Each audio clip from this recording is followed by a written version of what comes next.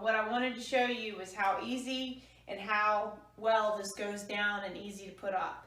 So it comes in a big giant box, and it came well packaged, wrapped up well. It arrived safely, no problems. And here's what I do.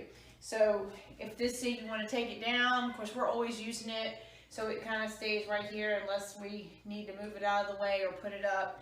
We take and put our foot on this part right here at the bottom.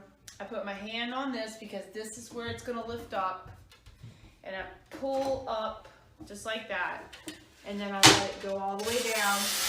And so now it's ready to just go ahead and stand up. This is how it came, so you can see how big the box was. And then when it's time to put it back up, of course it just goes right up.